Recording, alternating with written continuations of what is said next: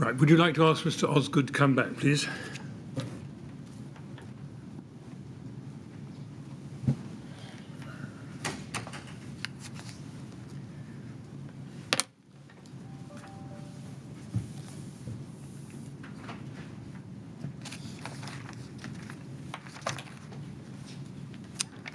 Right, ready to carry on, Mr. Osgood? Absolutely, yes. Yes, thank you, Mr. Scringe. Yes, great, thank you. So I'm now going to ask you some questions about your work in overseeing the installation of the cladding to the exterior of the building. Were you given any particular instructions in relation to inspection of the works? Rydon has a snagging procedure where it goes firstly to the contractor doing the works, then to the site manager, and then obviously clerk of works, building control. Right. So that was your understanding of the procedure. And was that written down in a kind of written policy or procedure you were provided with, or was that just your knowledge of how they worked? I think it's just my knowledge from fitting experience. Yeah. That was the way it was done. Yeah. Did you ever get the chance to discuss the facade package with Mr. Lawrence when you started on the project? Not in great detail, but then I didn't see any reason to do that. Yeah. So, I mean, I had all the drawings and the specs. So. Yeah. Or Mr. O'Connor? Did you ever have a specific discussion with him when you started about the cladding package? Not that I remember, but I'm sure we would have had a conversation around the works. So. What about representatives of Harley? Did you speak to them when you arrived on site? Yeah, we, you've got to work very closely with the contractor. Yeah. So that everyone understands what needs to be done. Yeah. And who would it have been at Harley that you were having day-to-day contact with? I believe it was Taff. He was the sort of lead fixer. Yeah. And then I think it was Ben Bailey, I think. Yeah. He would come periodically as well. Yeah. Now, you refer to Taff. Did you know at the time that they were subcontracted and that they worked for a company called Osborne Berry? I didn't know that. Did you assume that they worked directly for Harley at the time? Yeah, that was my knowledge of them. I'd not have had any previous experience with them, so... Did you ever receive any briefing on fire safety when you arrived on the project? There was a fire risk assessment and method statement on site. Yeah. Yeah. What about fire safety in relation to the inspection works you were going to be overseeing? Did you ever have any briefing about fire issues that might arise with the external cladding? No. Now let's look at an email from Mr. Lawrence to you when you arrived. This is RYD 3039965. And if we could blow that up a little bit. Mm-hmm. So this is on the 27th of April 2015 when you first arrived on the project. And Mr. Lawrence says, "Morning, Danny. I understand you've landed at Grenfell okay this morning and are getting your head around Harley's facade package and the cladding. I've filed all of the information that we have, drawings and material info, in the following location," and then there's a link. "I'm sure it'll take a few days or so to get to grips with it, so happy reading. Please pay particular attention to the fire break spec and installation guide to ensure that they install correctly before any building control inspection." Do you see that there? I do, yes. Now, pausing there, can you recall what was in the location, in the link that he provided you with there? There was that basically is a folder on the M drive, and within that folder there's subfolders, and basically all the information regarding the project can be found in there. Right. So were there drawings within that? There was drawings. And did you read and scrutinise those drawings after receiving this email? we also had a hard set on site as well. Yeah. So. Was that a shared set or a set that you had yourself? It was a shared set. Yeah. So it was in the office, and it was a complete set of drawings. So you know anything you needed to know, you'd be looking there.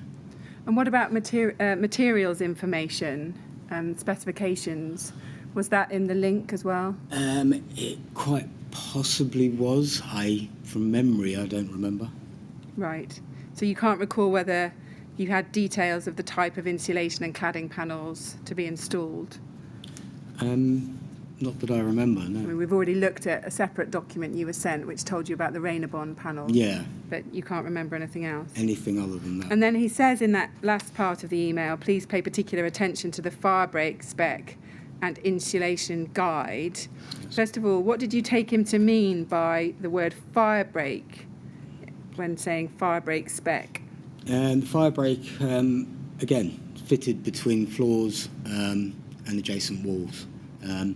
So yeah, it's very important to get that right, because building control will see it, will Yeah. look at it, and he won't entertain it unless it's properly done. Did you understand that to mean cavity barriers between floors? I think they're one and the same. That's what I'm asking you. He's using the word fire break. Yeah, Did you understand that to be a cavity barrier or something else? yeah. From my experience, they both mean the same thing. Okay. Can we have a look at what that might have looked like, the fire break spec? If we turn to SIL 50228.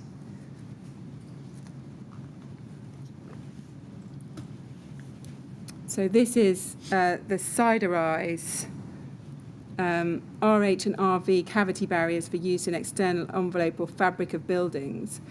So this is what we think might have been the spec that would be available at the time. Do you recall seeing that? I do remember seeing it, yes. Yeah. And if we could just scan down a few pages just to see the type of information we get there, they're dealing with open state horizontal cavity barriers and also Siderise RV vertical cavity barriers. Do you see that there on the left? Yes, I do. And we've got a little diagram on the right. And if we just look at page 2, there I think we see a little bit more about the open state horizontal cavity barriers. And then if we can go to page 3,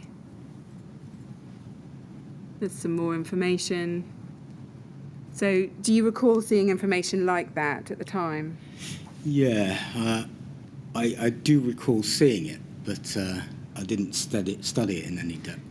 Did you pay particular attention to this guide when you were looking at the cavity barriers and whether they were installed correctly on site?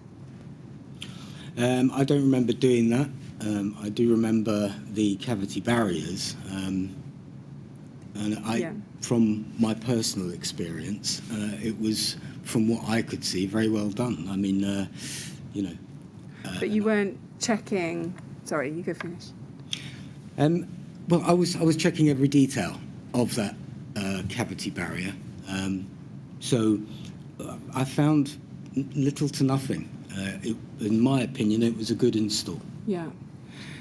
When you say you were checking, were you using the Siderise literature to help you understand what you needed to be checking for at the time? No. And we saw that Mr. Lawrence said, please pay particular attention to the fire break spec. Does that mean that you didn't pay particular attention to it, or you did at one point but not at another? I looked at it, but whether I fully digested it, I don't think I did. Can we look at the what we think might be the insulation guide he's referring to? If we bring this up, CEL 6013.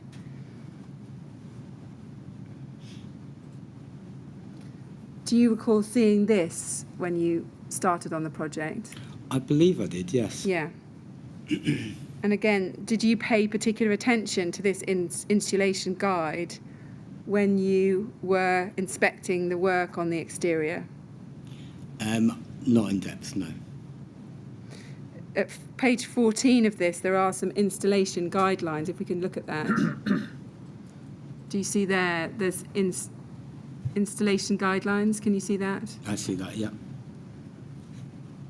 Can you remember reading that at the time of the project? No. Do you see on the right-hand column, just before the heading selection of fasteners, there's a paragraph that says, in all cases, the joints of the insulation boards should be taped with a self-adhesive aluminium rain screen foil tape with a minimum width of 75 millimetres. Do you remember reading that? I don't know. So you didn't check this guide to see what it told you about the installation of the insulation? No, I didn't.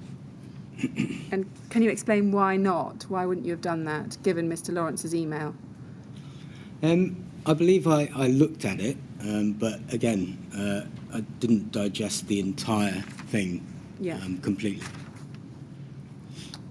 Now, you've described in your statement that your main role was to oversee the installation of the cladding on the exterior, and you describe the inspection process. If we can look at paragraph 4 of your witness statement and just look at what you say there, and I just want to pick it up in the third line. So you say there, I had previously worked for a company that fitted cladding and glazing between 2001 and 2005, and so using that experience and considering the drawings and specification provided, I would walk through every floor on every elevation and check that the insulation was secured with the correct amount of fixings to the main concrete structure and that it was a tight fit with no gaps.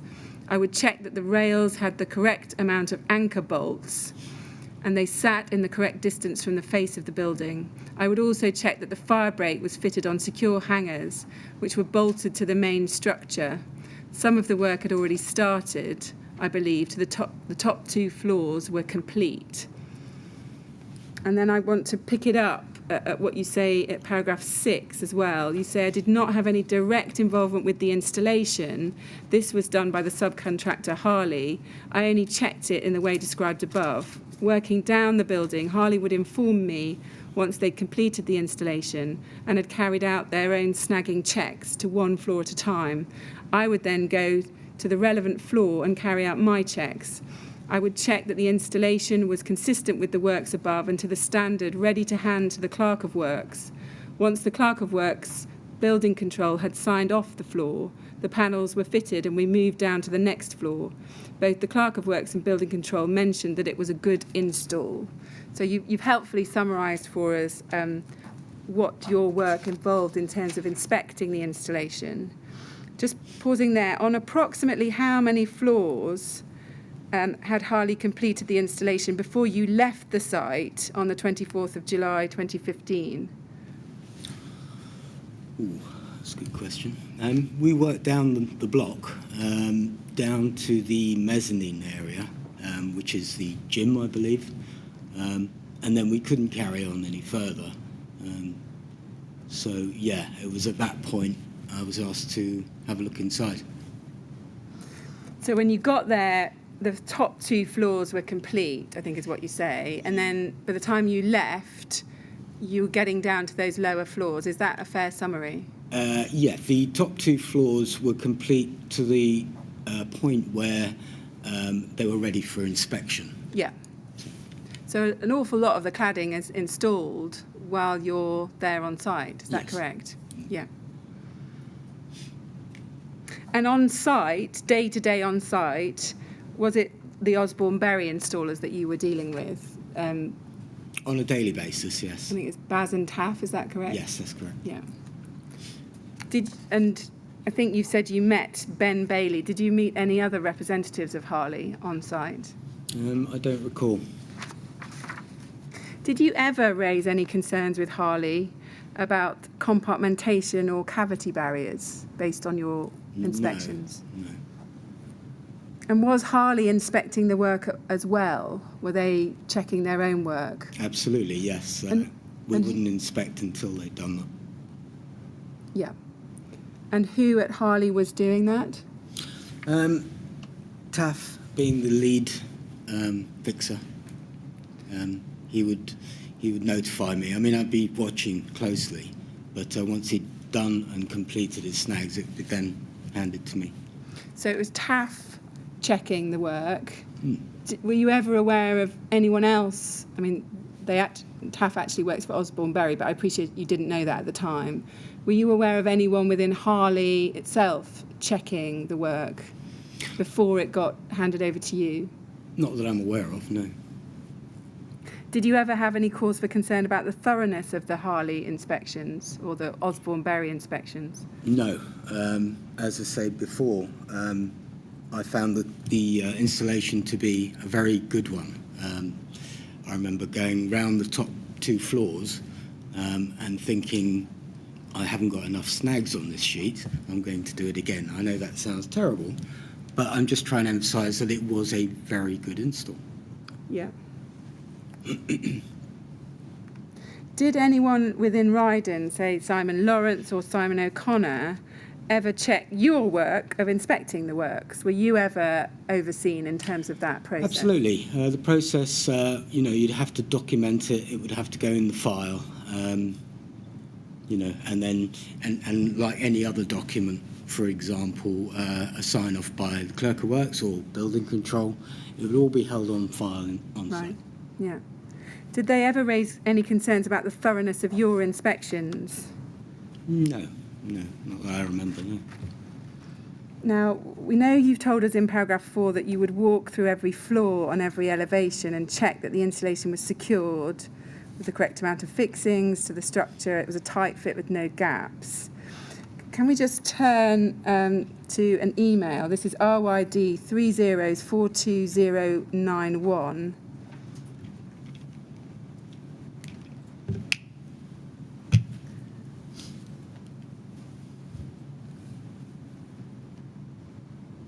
So I'm looking for an email from Simon Lawrence to you and Simon O'Connor. Yes, it's that top email. This is the 20th of May 2015. And I want to look at the second paragraph of what Simon Lawrence says. He says, as you can read, I've told him about our quality procedures, which we should be carrying out. So maybe we should read the first paragraph first. Please see my response below to the client energy funding broker. Basically, in order to receive funding for the external wall insulation, which Harleys are installing, I've had to provide some information to him. It's critical to the client that they achieve this funding, as it could be over 100k. As you can read, I've told him about our quality procedures, which we should be carrying out. Whilst we always do this, we aren't always the greatest on site at keeping all of the records. In this case, we need to be spot on in case the funders require it at the end in order to release funds. Can you also ensure the attached external works inspection sheet is used? Obviously, you'll need to add to the checklist comments. I've only filled in a couple as an example. Do you see that there? I do, yes.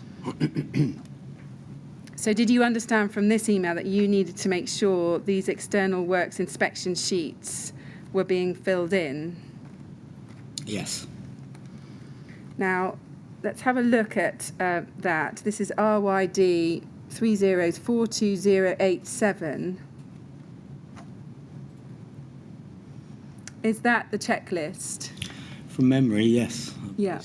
So perhaps if we could just blow up the top half of that so we can just see the questions. So what it effectively seems to be, would it be fair to say it's a tick box exercise? Yes. To check certain things? So check setting out correct, check fixings are installed, validation, check correct product is installed. Do you see that there? I do, yes. Yeah. Now, did you fill in this checklist during your inspections?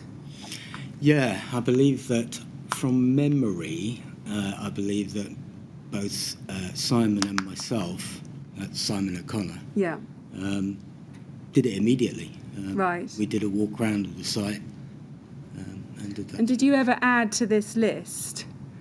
I mean, I think Simon Lawrence said to you in the covering email, I filled in a couple of the lines, but you might want to expand it. Yeah. Did you ever expand the categories? Absolutely. Well, as I said, with the cladding, from past experience, you would have maybe 2 or 3 of those pages, all with issues that had to be rectified, and then you'd take it off one at a time when it was completed and done properly. In Harley's case, there was so little that I could pick up. You say there was so little you could pick up. Just taking this in stages, does that mean that there was, in fact, a checklist produced with lots and lots of lines on it of things to check? Yeah, well, you'd fill it in by hand. Yeah. On various aspects of it. And did you fill in that checklist yourself during the inspections? Yes, I did, yeah. And where did you store the completed checklists? It would be in the file on site. Right. along with, building controls, documentation, clerk of works, so on and so forth. Yeah. Now, I just want to ask you a little bit about inspection of the insulation. So when you were overseeing the installation of the insulation onto the concrete, is it right you walked through each floor on every elevation following completion of the work? Yes. As I said, we did 2 floors at a time. We wouldn't fit the panels until it was inspected by clerk of works. And then once he'd okayed it, signed it, we'd then close that off and then drop down to the next 2 floors. I see. So just to be clear, does that mean that clerk of works would see the insulation and the cavity barriers? Absolutely. And then you wouldn't put the aluminium panels on until they had seen what was underneath And signed it off? Correct. Yeah, I see. And at that first stage, when you've just got the insulation and the cavity barriers on and focusing on the insulation, what were you actually checking for when you were doing your inspections? There's quite a lot of things that you'd be looking for. Fixings being probably one of the more important, that they're in the right centres, the right distance, and also with the rock wall, the insulation, fixings to that and making sure that it was properly secured. Right. So it's really predominantly about the fixings. Is that right? Yeah, and it's the overall, there's so many things that could be wrong with the installation. I'm just off the top of my head trying to think of exactly what they are. Yeah. But there is a process, yeah. Now, I think we just looked at it, and I think you confirmed that you weren't aware at this time of the requirement in the Celotex RS5000 specification guide that joints of the insulation board should be taped with a self-adhesive aluminium rain screen foil tape. That was what you just said a minute ago. Do you agree? Yes, yeah. Can we just have a look at a picture from Dr. Lane's report at this point? If we go to BLAS 608, page 35.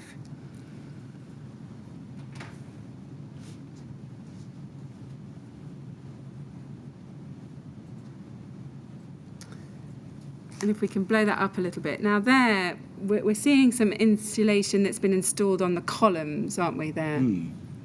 And we can see that someone has used foil tape across the joints of the insulation. Do you see that there? I do, yes. Was that something that you were looking out for on site? Were you checking that foil had been installed like that on this picture? Yeah, from memory, sorry. It's a while ago, but yes, I believe so. Yeah. And what about the edges there of the insulation? Did you ever think to question or query why no foil tape was ever being put down the edges? I don't remember, to be honest. You don't remember? No. So you don't recall ever having any conversations with anyone about that? I don't remember having any conversations, no. Okay.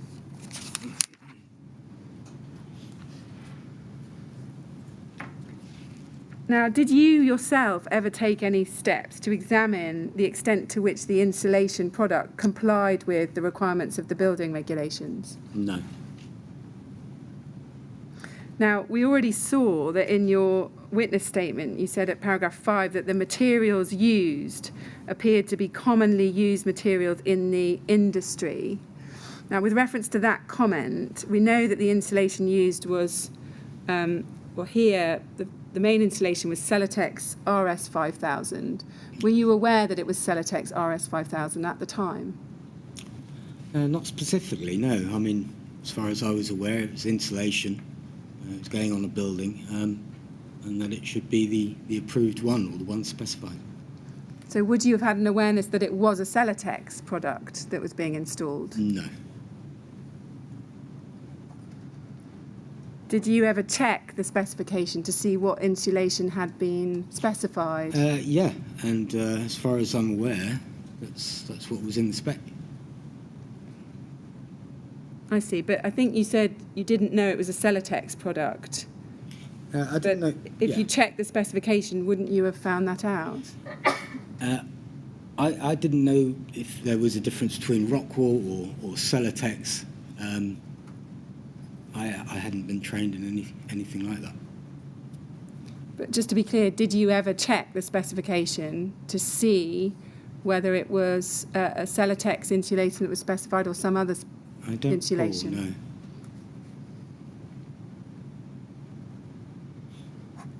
no. Okay. Did you ever see, sorry, just before I get to that, was all of the insulation branded that was installed on site? I mean, I think here, look, we're seeing across the foil face, there's no branding, although we can see down the side there's some Celotex branding. Do you have a recollection of whether the insulation that was being installed was branded on the foil face? I don't remember, to be honest. You don't remember? I really don't. No. Did you ever see any other insulation product being installed on the facade other than the Celotex product? No, just that. What about Kingspan Cooltherm K15? Were you ever aware of a Kingspan product being installed? No. So you can't help us as to where on the tower K15, the Kingspan product, might have been installed? I'm afraid not, no. So that was not something you were checking? As I say, I didn't complete the entire block. We came down a certain distance, and then it was put on hold. But wouldn't part of your job have been to check that the insulation that Harleys are installing is the same as the insulation that's been specified for the project? Absolutely, yeah. As far as I was aware, that was correct. But what checks did you actually carry out to satisfy yourself that that was the case? Again, we had a specification, and we went through that, both myself, Taff, and we checked everything, as far as I'm aware. But if you didn't know it was a Celotex product, then how can you have been checking that the right product was used? I don't know. Were you aware that during your time on the project, on the 26th of May 2015, 96 sheets of K15 were ordered by Harley from a company called SIG for delivery on the 4th of June 2015? No, I was not aware of that. Was it your job to know about what products and materials were arriving on site? Yes, I mean, any change in the material, I would have noticed straight away. I would have spotted that straight away, and then I would have asked the questions. But from memory, I didn't see any change in the materials. I see. Is that because it just all looked the same? Yeah. Because it was an insulation board with a foil face? Yeah. So you didn't think there was any change going on? No.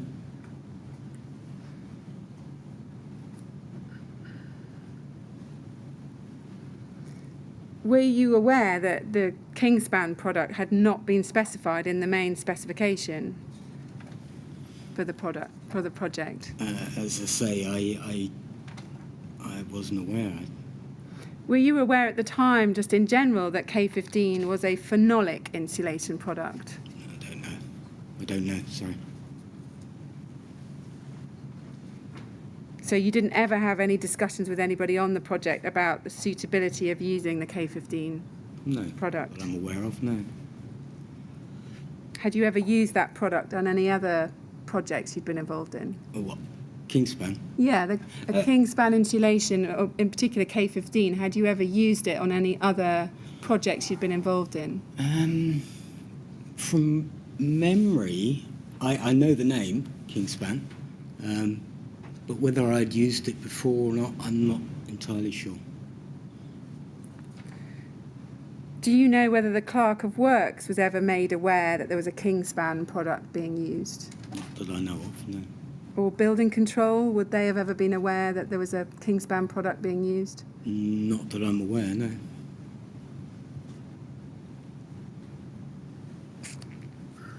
Cavity barriers.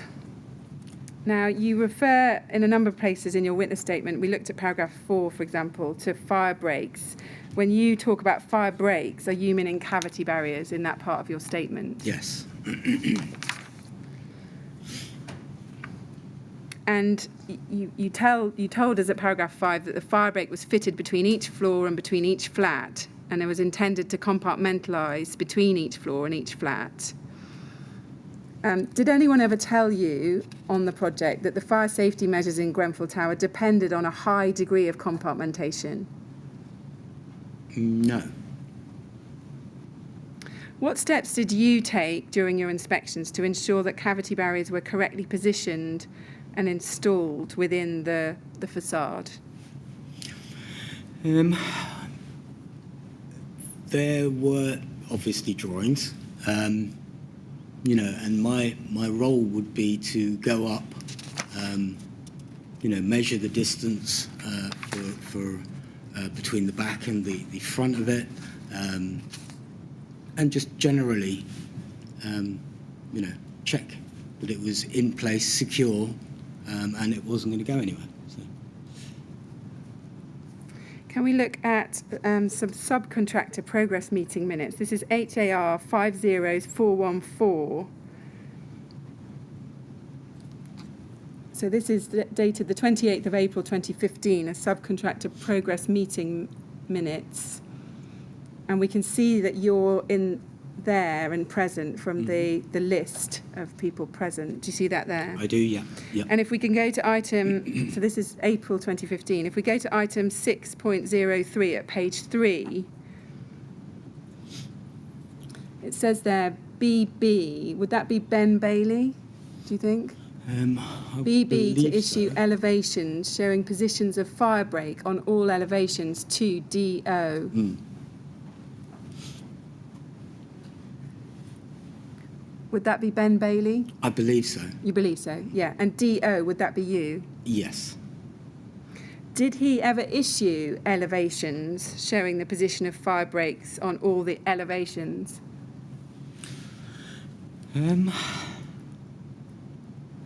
I believe he must have done, because we had a full set of drawings, so I don't actually specifically remember receiving it.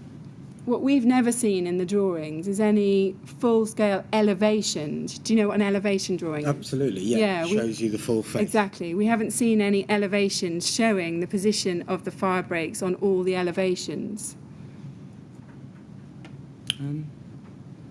Sorry, it's quite a while ago, but Okay. I do believe there was. Okay. Now, further down at page 3, at item 9.01, it says windows and fire breaks being fitted to the north, east and west elevations. Do you see that there? I do, yeah.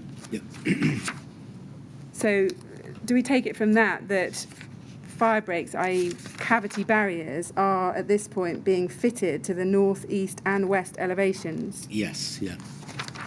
Can you help us understand why the cavity barriers were being fitted, but before Harley had sent elevation drawings indicating where to install the fire breaks? I can't, but I would assume that from experience, the fitters knowingly would fit in the right areas. Okay. Below that, under quality control, item 10, item 10.01, it says this: agreed that joint inspections are to be carried out on elevations and signed off by COW, I think that's Clerk of Works, Yeah. and Building Control prior to covering areas with cladding. DO, BB, JW and J8 to be present. Do you see that there? That's correct. And would the DO be you to be present? It is, yeah. Did the Clerk of Works approve the positioning of cavity barriers on site, so far as you were aware? Yes, I mean, he gave us a certificate at the end of the visit, and that would be basically saying either he was happy with it or not. Okay. And you're clear, are you, that the Clerk of Works would have clearly seen where cavity barriers were being put and where cavity barriers weren't? Absolutely, it was all open. Yeah.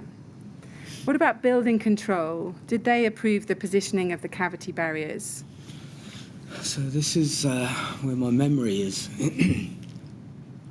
struggling a little bit. I know the importance of having building control up there. Yeah. And I would say 99.9% yes. But specifically, I can't quite remember. Okay. We're going to come back to some more detailed questions about building control in a moment. Can we turn to another document? This is RYD 3082733.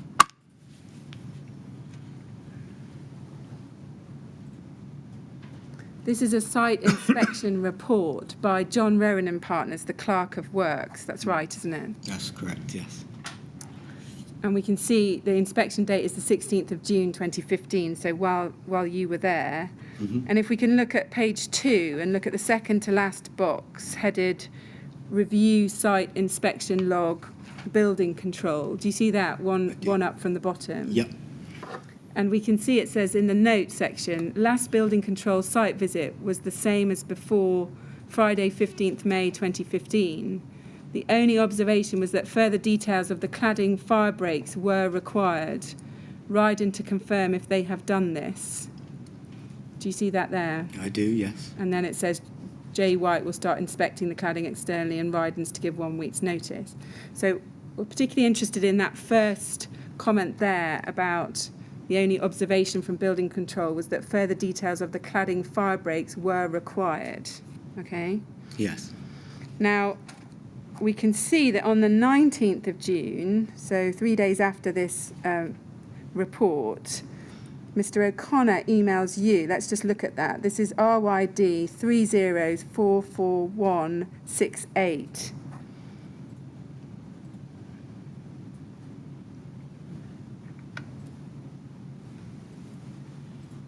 And we can see there, as you can see in the email below the top one, that John White has emailed his inspection report across.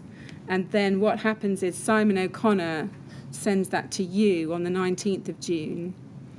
And he says, morning, Danny, can you please respond to the comment about fire breaks? Do you see that there? Yes. And he attaches the site inspection, and that's the inspection report that we just looked at. Now, did you read that attached site inspection report? Can you remember? I can't remember, to be honest, but I would have done. What did you understand? I mean, do you remember ever seeing some minutes that said further details of the cladding fire breaks were required? I don't remember, no. Do you know what details building control had asked to see in relation to the fire breaks? I can't recall. I really can't. You have no recollection of that? No. Now, you reply on the same day. Let's look at this. This is RYD 3044204. And I want to look in the middle of page 1. So if we look, it's the second email down at 10:24. And you say, hi, John. All queries concerning fire breaks were addressed and closed out. Building control have stated they do not need to return until we begin to hang panels. Do you see that there? That's correct, yes. Now, can you recall sending that email? That's just boosted my memory now. And I believe that was to do with some of the fire break getting wet because the panels weren't on. It had gotten wet. Yeah. So, any fire break, that's the last thing you want is for it to get wet because it deteriorates it. And it wasn't a large section. It was just a very, very, very small section. And we replaced it immediately. The comment that's recorded in the Clerk of Works report is that further details of the cladding fire breaks were required. It doesn't sound the same as saying there's a concern about a patch being wet, does it? No, it doesn't. So can you ever recall whether any further information was asked for by building control about the fire breaks, the cavity barriers? I don't remember them asking me. I know that they've requested it in that email, but it's from Rydon. It's not from, Rydon had to supply it, not me specifically.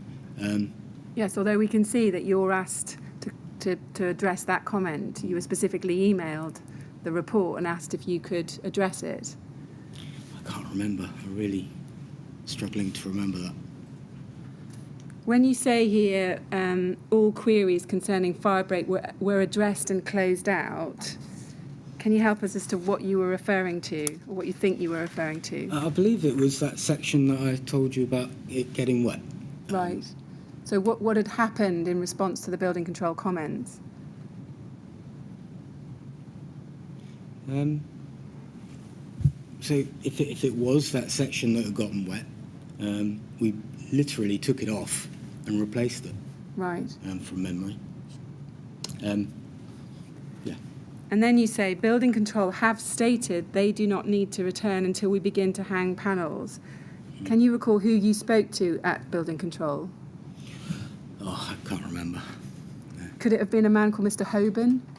It could well have been. John Hoban? Could have been John, yeah. Do you ever recall having discussions with Mr. Hoban? Yeah. I mean, he was quite regular on site. So. And can you ever recall any discussion at any time you might have had with him about the cavity barriers? The discussions I remember was one of how good an installer is. And again, his snag sheets were minor, and I think this was just one occasion that he'd picked that up, and he was absolutely right, and we got it corrected immediately. Yeah. Do you ever recall providing any information to building control about the fire breaks? No. As a site manager, you'd point them in the right direction, but I wouldn't specifically give him information that, he should have been supplied with anyway. If he'd asked you at the time what type of fire cavity barriers are these, which manufacturer, would you have been able to tell him? No, but I could have easily found out. I've got very supportive line managers, so... So you weren't aware at the time that these were siderised cavity barriers that were being installed? No.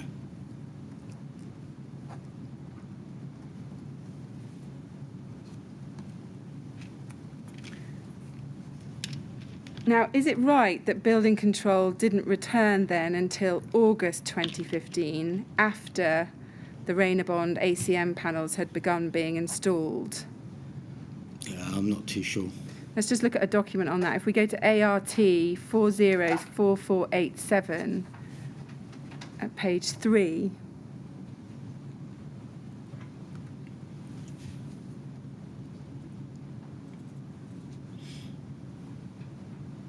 so I think this is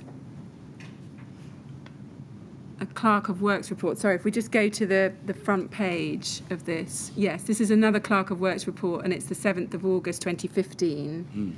And then if we go back to page 3, and we look at that top note, building control, it says last building control site visit was the same as before, Friday 15th of May 2015. Do you see that there? I do, yeah. So it would appear from these reports that building control hadn't visited since May,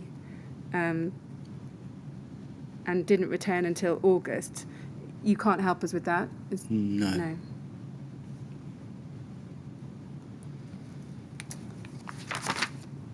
Now, in terms of the installation of the cavity barriers, were you aware at the time that the Harley specification had required two different products to be installed, a horizontal product and a vertical product?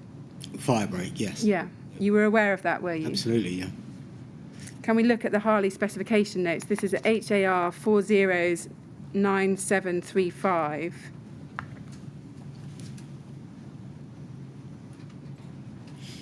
This is their specification notes dated the 3rd of March 2015.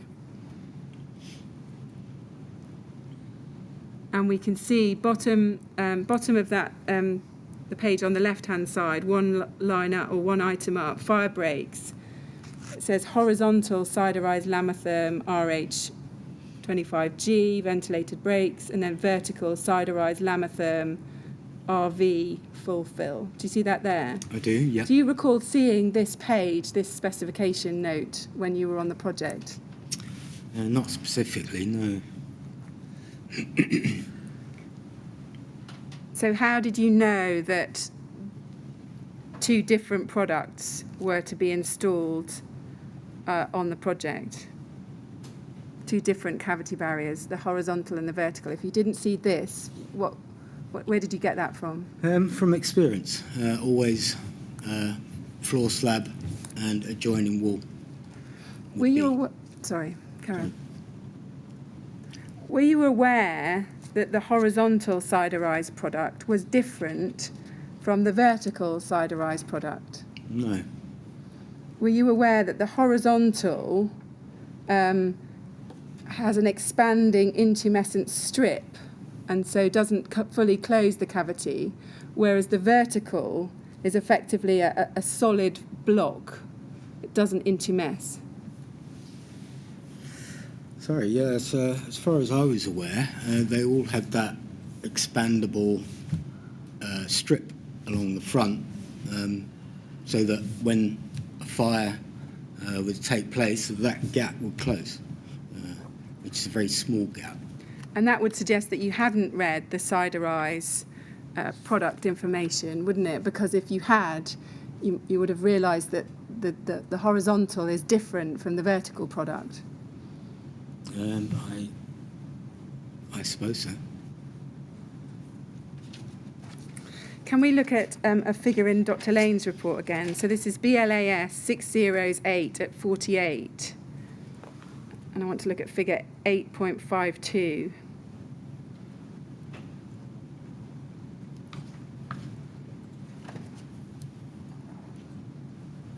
And if we could zoom in on that. So this is looking at the installation of a cavity barrier on the column. So it's installed in the vertical installation, you agree? Yeah. And we can see from the blown up little picture on the right hand side that it's a Siderize RH25 cavity barrier. Now that's their horizontal product. Their vertical product is an RVG, and this is an RH25. Were you ever aware that cavity barriers, horizontal cavity barriers, were being installed in that way, in the vertical orientation? No, absolutely not, no. If you'd seen that on site when you were doing your inspections, so this RH25 Siderize product with the green strip there being installed in that way, would you have had any reason to have queried that installation, looking at that photo now? No. The other point to note about this photograph is the intumescent strip has been installed on the inside of the building where the green tape is. Yeah, I don't know what area of the building this is. So this is a horizontal cavity barrier that's been installed vertically, but it's also been installed with the intumescent strip facing into the building instead of facing away from the building. That's not correct. You agree that's not correct? Absolutely, yeah. Did you know, thinking just about the horizontal cavity barriers, did you know that they had to be installed with the intumescent strip facing outwards? Correct. You knew that, did you? And you knew that... Sorry, did you know then that it was an intumescent strip that would expand? I did, yes. I see. And I also knew that there was a certain distance from that intermittent strip to the back of the panel, which was a set distance. And so as soon as a fire starts, it closes the gap. Yeah, I see. But back to these vertical ones, you didn't appreciate that actually what had been specified was a solid block vertical product, and not these horizontal barriers in the vertical location. No.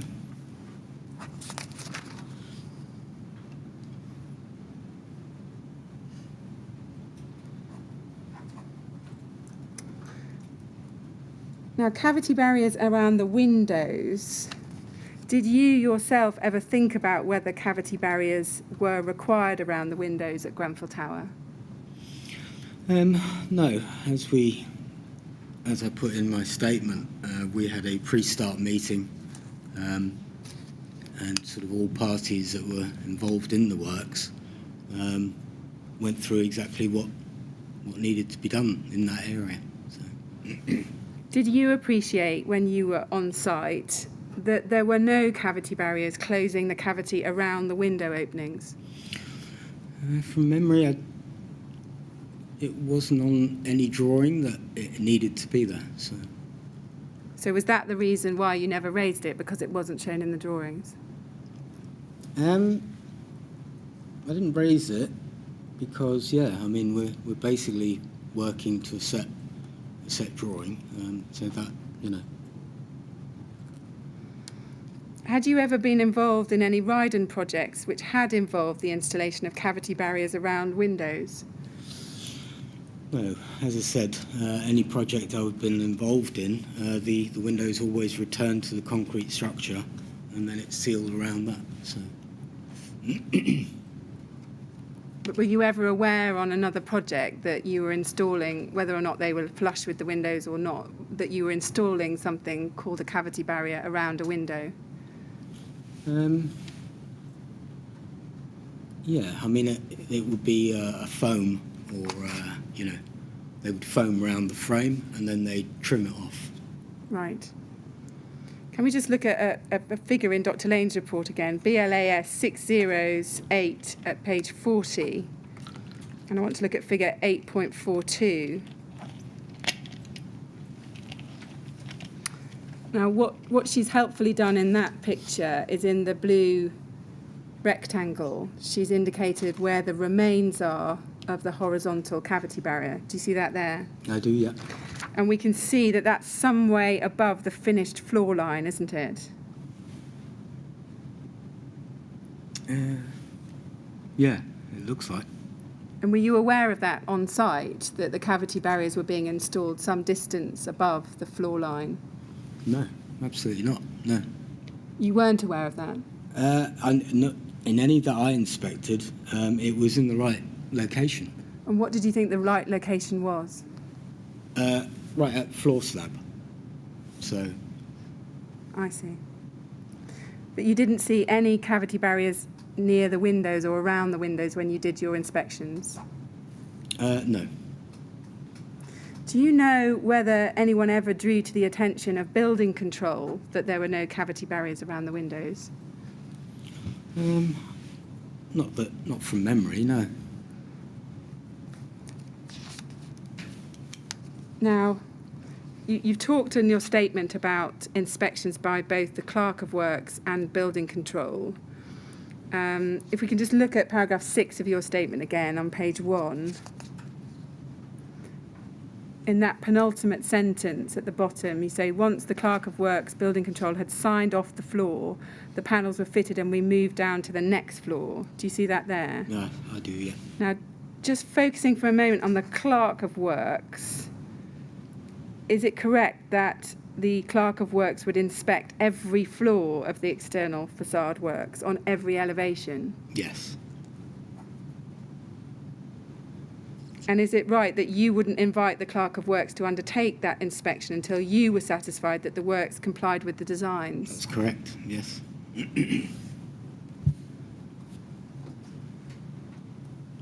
Now, in terms of building control inspections as distinct from Clerk of Works inspections, were you clear in your mind who were the Clerk of Works and who was building control? Yes.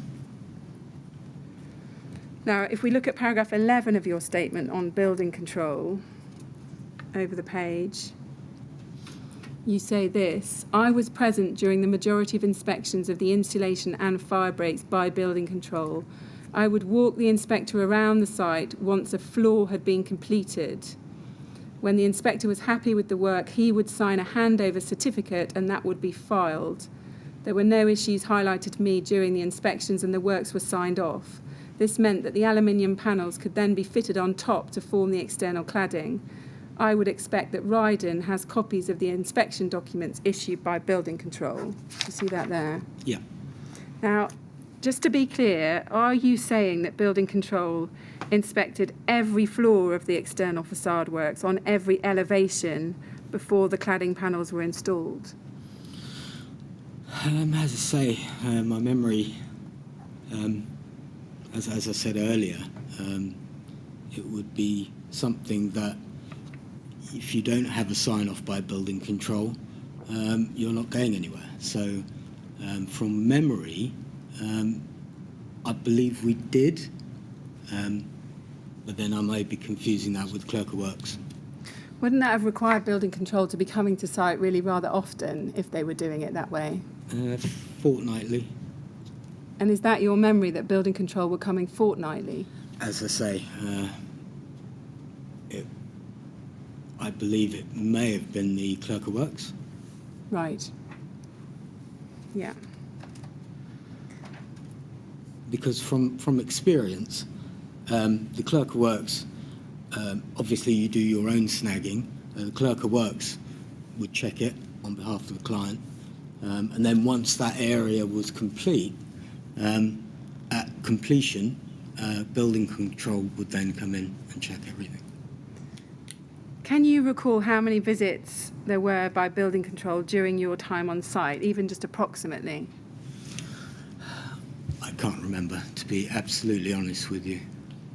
Did you ever make any notes yourself of these visits or records? Not specifically, no. I would have gone in my site diary. But apart from that, no. Now, the documents we have suggest that there was potentially 2 visits, certainly one on the 15th of May and possibly another on the 7th of May. But no more than 2 visits we can find in the documents. Does that strike you as correct, or did you recall more visits? I believe it was more. Can we just have a look at the site visit records? This is Rydon's progress report number 11, ART 404029.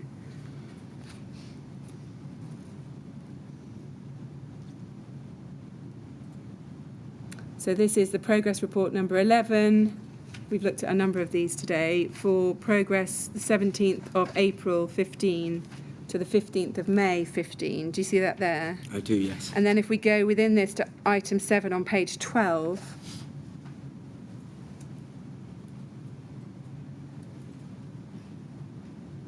we see there it says building control were on site on Friday the 15th of May to inspect the top 3 floors for insulation, fire break and window installation on 3 elevation and has no adverse comments. Do you see that? Yes, I do.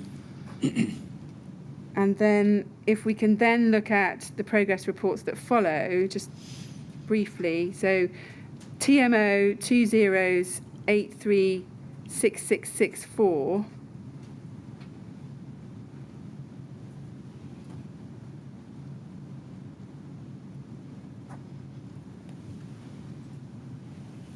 This is the next progress report for mid-May to mid-June 2015. And if we can look at page 15, item 8, we see no visits in the period. Do you see that there? I do, yes. And then if we look at the next one, this is ART 404415.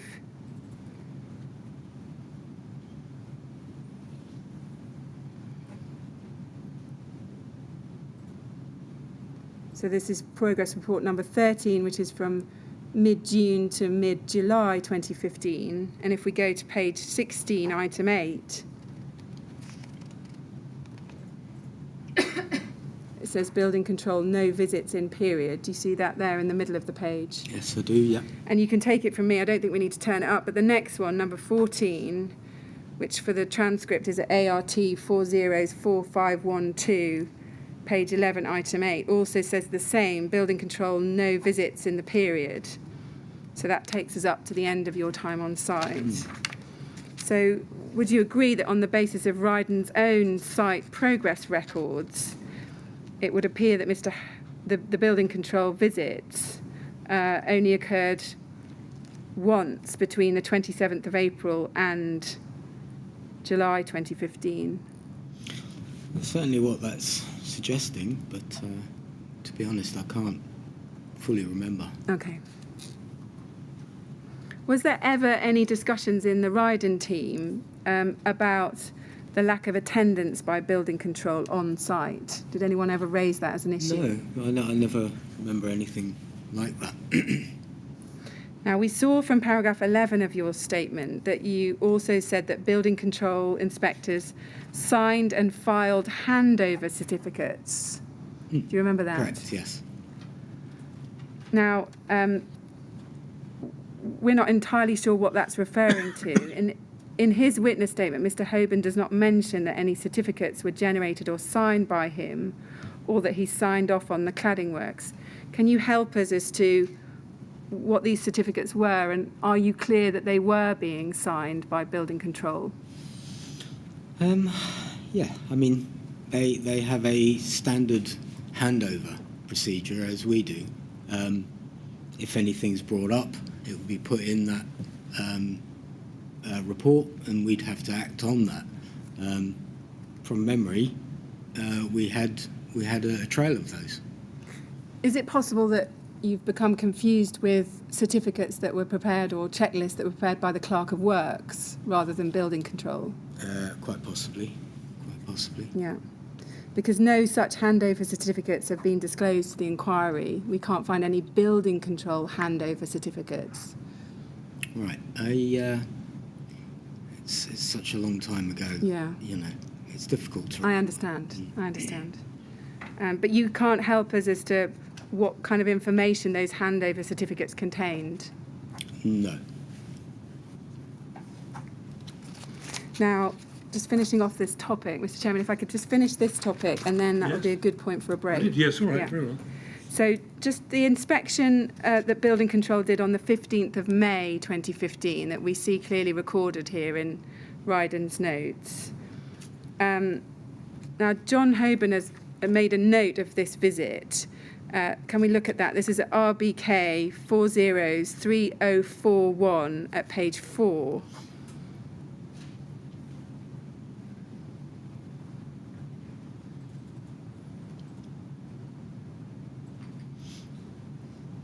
So do you see, it's at the bottom of that page, just one item up. Can you see that? I can, yeah. So it's the 15th of May 2015, and it's called an interim visit. And the notes just say this: inspection to check framework for cladding. Do you see that there? Yes. Now, can you remember, did you accompany Mr. Hoban on that site visit? I don't recall, to be honest. So you don't have any independent recollection of it? No, I don't. And you can't assist us with any further details of the site visit that Mr. Hoban did at that time? Honestly, I can't remember. Do you remember at any time while you were on site actually taking John Hoban up the mass climbers and showing him the work from the outside? Yes, I do recall that. I do recall, checking everything. And he would be checking as I was checking. But do you have a memory of going with Mr. Hoban up the outside of the building and actually looking at the insulation and the cavity barriers? I can't remember. I mean, that's the honest truth. Okay.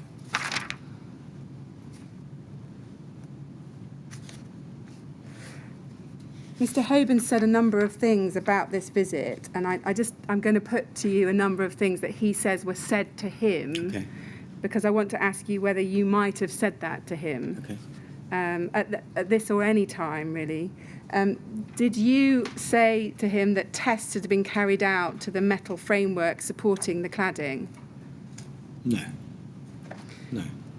Did you say to him that this cladding system had been fitted to many buildings throughout England and Wales, to buildings of a similar height and construction? I've got no recollection of that either, no. Does that sound like something you might have said to him? Definitely not. No, I mean I'm not trained to say things like that. I just follow the drawing. I follow the spec. Yeah. I'm not in that position. Could you have ever told him that the cladding would comply with the standards set out in approved document B? Definitely not. No. And what about whether you might have told him that the cladding panels were class 0 or above? No. Mr. Chairman, that would be a good point for a break. Would that be a good point? Right. Thank you. We're going to stop now then for a bit of a break. Mr. Osgood, again, please don't talk to anyone about your evidence or anything to do with the refurbishment while you're out of the room. Okay. We'll come back at 20 past. That's right? fine, yeah, we're Yes, doing fine. 20 past 3 then. Thank you very much. Thank you very much. I'd like to go with the usher.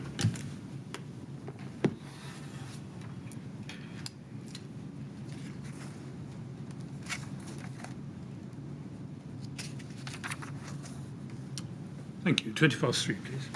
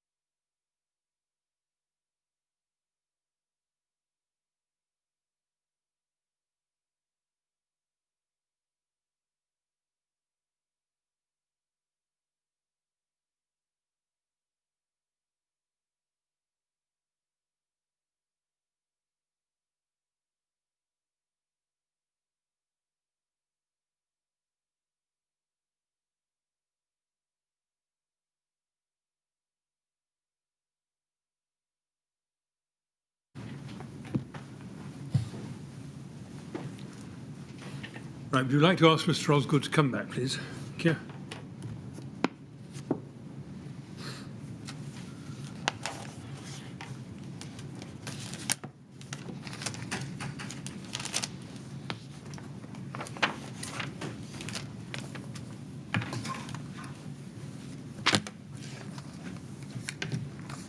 Right, Mr. Osgood, ready to carry on? Yes, thank you. Thank you very much. Yes, Ms. Green? Yes, thank you. Just a few follow-up questions on the cladding, and then we're going to come to the topic of windows after that.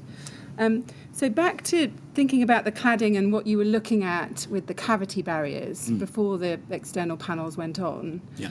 Did you ever take any measurements on site to check that the cavity barriers were in the correct location according to the drawings? Yeah, we did that with the barriers, with the rails, and all the bracketry as well. Right, yeah.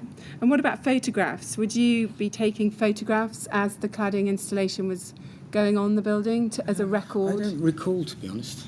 I don't remember having done. No. I did take some photos for my own personal record. Right, yeah. Just in terms of the panels on the outside of the building, the ACM panels, approximately how much of that had been installed when you left site? Can you remember? Not precisely, but as I mentioned before, we had to stop works at about the 3rd floor, I believe it was. Yeah. Because there were still works ongoing there. Yeah. Did you ever read the installation instructions for the Rydon panels, the panels on the exterior? I don't remember. No. So you didn't ever take any steps to ensure that any installers were suitably trained by the manufacturer, by Arconic? No.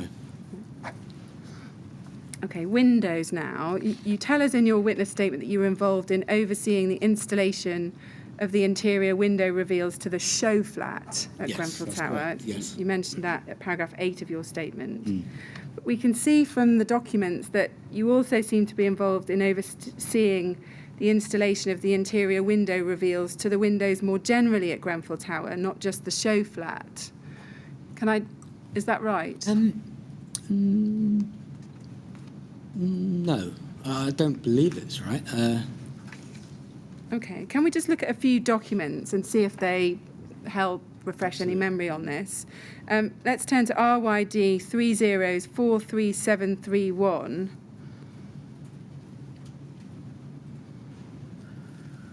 And so this is an email from Simon O'Connor to you, Jason North and Jack Sullivan on the 15th of June 2015. And he says, "Afternoon all. For clarity, I thought it might be useful to allocate some responsibilities. Please see below." And do you see that? Mm-hmm. That then we get a list. And under your name, Danny, we've got subcontractors, mechanical and electrical, excluding first floor floors. Do you see that? Yeah, I do. And then Harley's cladding and internal glazing, Harley's. And then it says internal window trimming and boxing, SDP. Do you see that there? I do, yes. So did you understand at this point that you were responsible for the internal window trimming and boxing and supervising SDP's work in relation to that? Yes.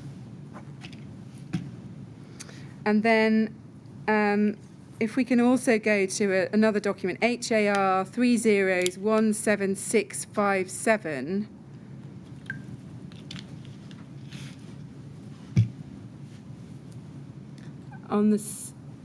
So if we start with the email at the bottom of that page, on the same day, Simon Lawrence is emailing you, Jason North and Simon O'Connor on the subject of Grenfell completion programme. And we can see he says, "Please find attached our new completion programme for Grenfell. You will need to share this with your subcontractors and ensure that they are working in line with it." Do you see that there? I do, yes. And then if we look at the email at the top of the page, there we go. This is from you to Mark Dixon of SD Plastering on the 16th of June.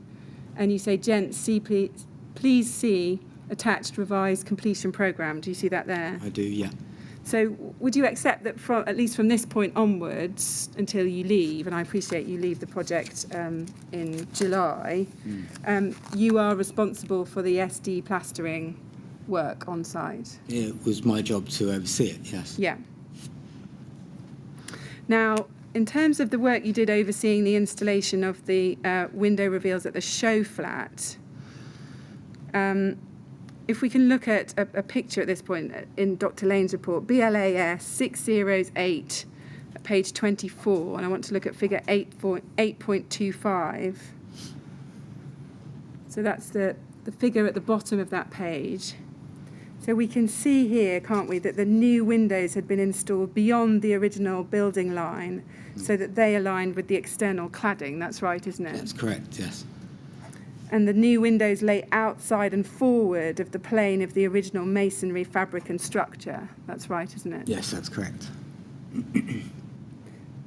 Now, given that the new windows were installed beyond the original building line, we can see that gaps were created between the newly installed windows and the old timber reveals, and also between the edge of the concrete window enclosure and the edge of the new window frames. Do you see that? I do. Yeah. So you've got gaps there at the bottom with the old window frame, and then you've got gaps to the side with the column. Now, did you, or to the best of your knowledge, anyone else within Rydon ever give any consideration to the importance of ensuring that any of these gaps were closed in a way that maintained the compartmentation of the building?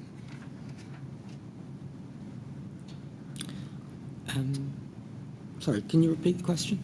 Yeah, did you or anyone else at Rydon ever give any consideration to whether these gaps should be closed in a way that maintained the compartmentation of the building?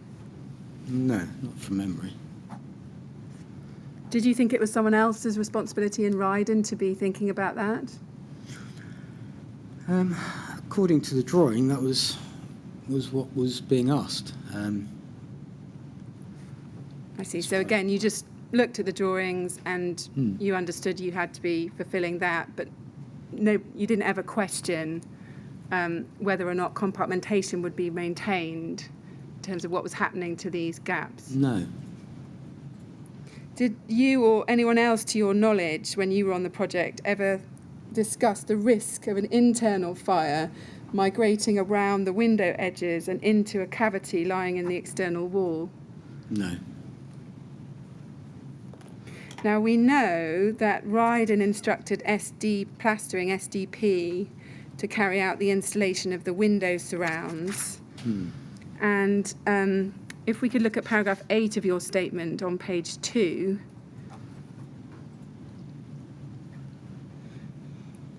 If we pick it up 4 lines down on the right-hand side, you say there was a pre-start meeting with the director of SDP Solutions, Mark Dixon, Rydon project manager Simon Connor, Rydon surveyor James Clifton, and myself, which set out what was to be done. The work involved was making good the gap between the new window and the window taken out. You see that there? Yes. And was that Simon O'Connor that you're referring to there, the project manager? Yeah. Now, if we can go to Mr. Dixon's witness statement, at paragraph 17.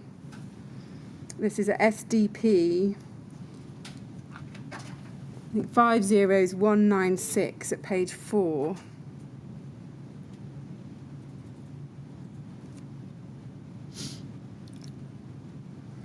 If we look at paragraph 17, if we could blow that up in the middle of the page.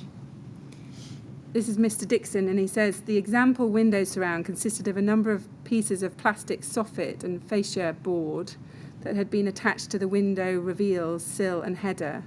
One of the management team explained that they were not happy with the standard of finish that had been achieved because, amongst other things, the plastic soffit and fascia boards were prone to bowing. Do you see that there? Yeah, I do, yeah. And do you recall there being discussions about that with SDP?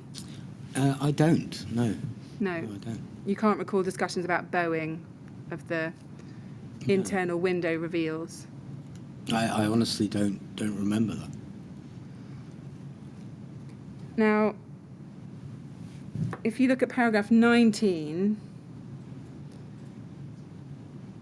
Mr. Dixon says, one of the management team instructed SDPL to produce an alternative configuration for finishing off the window surrounds that was, 1, more aesthetically pleasing than the example window surround, 2, was easier to install than the example window surround, and 3, would remedy the bowing in the example window surround. Do you see that? Mm. And again, does that trigger any recollection about instructing SDP to produce an alternative configuration for the finishings around the window? Yeah, so the only thing I remember is that the old frame of the window was to be left in place, Yeah. and that we would trim up and over and around it, if you know what I mean. Yeah. Which was very difficult to do because you had to build up, in, and then down again, and it just... and instead, the idea was to take the old frame out and just close in after that, and it made a very much more solid, rigid finish to the opening. When you say instead the intention was to take the old frame out, that isn't in fact what occurred though, is it? They didn't take the old frames out. They left them in place, didn't they? Yes. Yeah. So when you say instead the intention was to take the old frames out, what do you mean? But that was one of the ideas, was to remove it completely. I see. Now, moving on to paragraph 20 then, Mr. Dixon says this. He says, SDPL did not receive any instructions from Rydon nor any other entity concerning compartmentation and or fire resistance in respect of the works. Do you see that there? Yes. Now, we know you were at that pre-start meeting. Can you recall whether Rydon did in fact give SDP any instructions regarding compartmentation? No, I'm not aware. So no, you can't recall, or no, those instructions weren't given? I can't recall, to be honest. What about fire safety more generally, or fire resistance? Do you recall anybody at Rydon asking SDP to ensure that what they were doing to the window surrounds had the appropriate fire resistance? No, not that I'm aware of. And you don't recall that being mentioned? I don't recall, no. And that wasn't something you ever thought about when you were involved in this work? You didn't ever think to yourself, we do need to check whether these window surrounds are of the appropriate fire rating? It was put forward that it was compartmentalised, and that any fire spread would be stopped there. Who put that forward? I don't remember, to be honest. I don't remember, but I do remember an office conversation to that degree, but I can't remember exactly who. Do you know whether, when instructing SDP to produce this alternative configuration for the windows, anyone at Rydon sought any advice from Exova or any other member of the design team about compartmentation or fire safety more generally? I don't remember, to be honest. Now, just going back to paragraph 10 of your statement, on page 2, you say in the first line, I would say that consideration was given to fire safety during the refurbishment. And then if we go down to the third line, you say this, fire retardant materials were also used for the window trims and boxing in. Do you see that there? Yes, I do.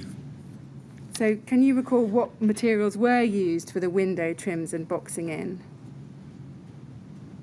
So from my memory, it was a fire retardant board that we used. Again, from my memory. And are you talking about the board underneath the UPVC, or are you talking about the UPVC itself being a fire retardant board? Sorry, my memory's quite bad.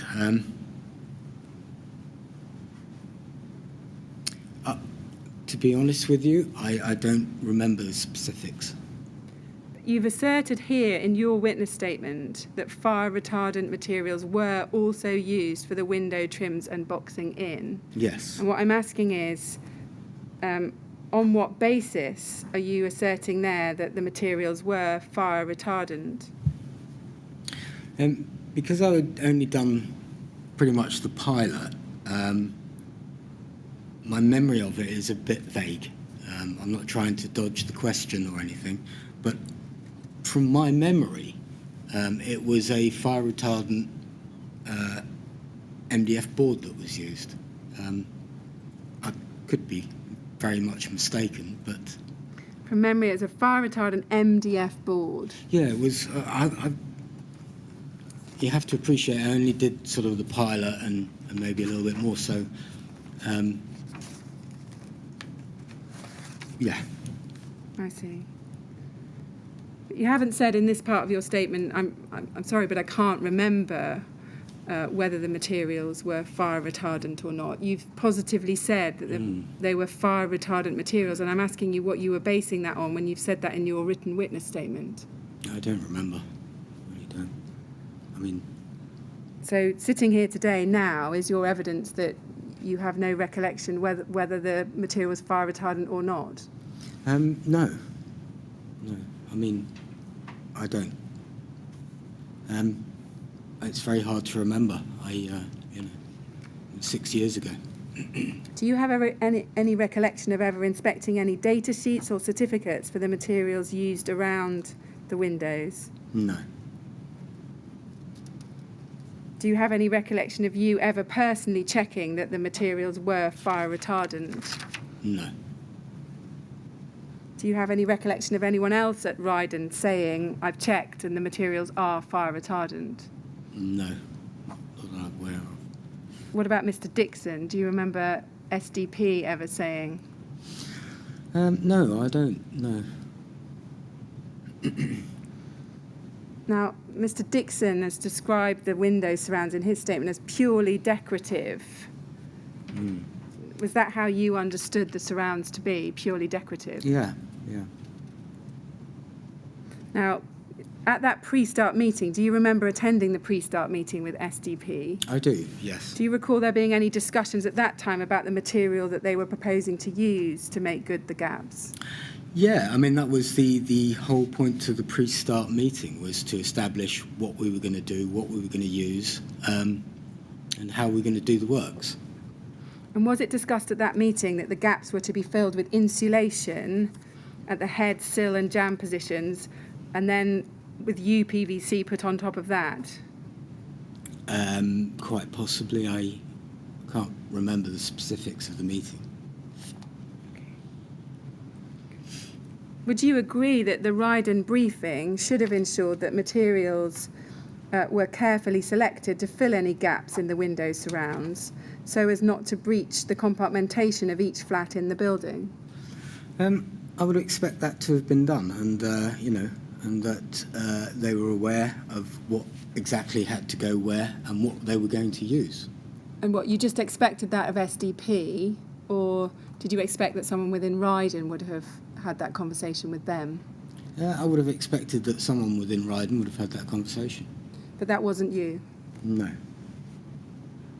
Did you ever refer back to the NBS specification, the main specification that Rydon were provided on the Grenfell project, to check what insulation should be used to pack the window reveals? I didn't check it because, as I said at the time, I didn't see the need to. I was under the impression that everything was 100% fireproof, or it couldn't go on. I see. Can we just have a look at this NBS specification? It's at SEA 50169.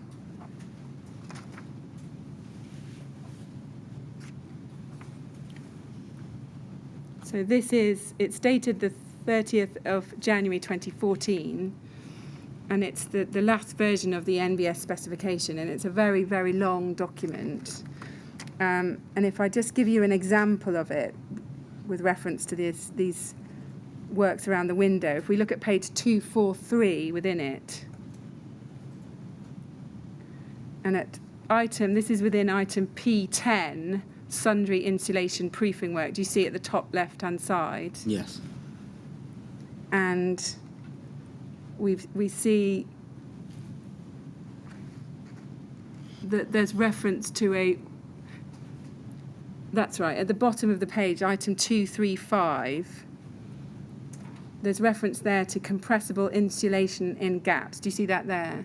I do, yes. Now, just in terms of the layout of this NBS spec and how it looked, this is very typical of the pattern of the document in terms of getting numbered items and then little descriptions. Does this prompt a recollection for you as to whether you ever looked at this specification during the Grenfell project?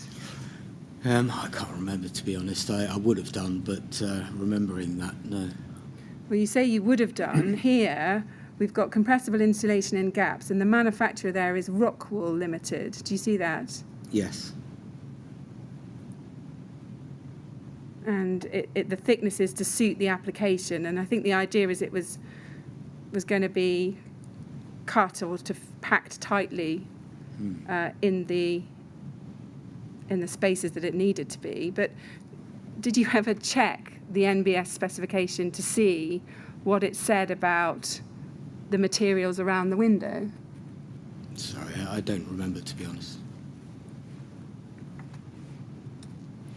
I think you said earlier today that you were aware of Rockwool as an insulation product at the time. Absolutely, yeah. What did you know about it? That it was an insulation, that it was fireproof. I was under the impression that all insulation was fireproof as a standard, So you didn't know that there might be a difference between a mineral wool insulation and, say, a phenolic insulation or a PIR insulation product in terms of its fire performance? No, absolutely not. Did it ever occur to you when you were helping instruct SDP at the beginning and when looking at the show flat that compressible insulation might be easier given the odd shape of the gaps that you had to fill? Did that ever occur to you? I don't recall.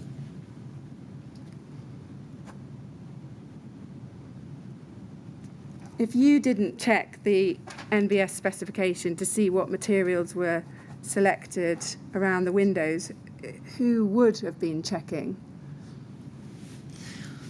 My understanding was, at design stage, at contract stage, when, it's all been being put together, all that would be agreed and okayed. Because what we know is that this product wasn't there on the Harley drawings, because this wasn't part of Harley's package, was it? No.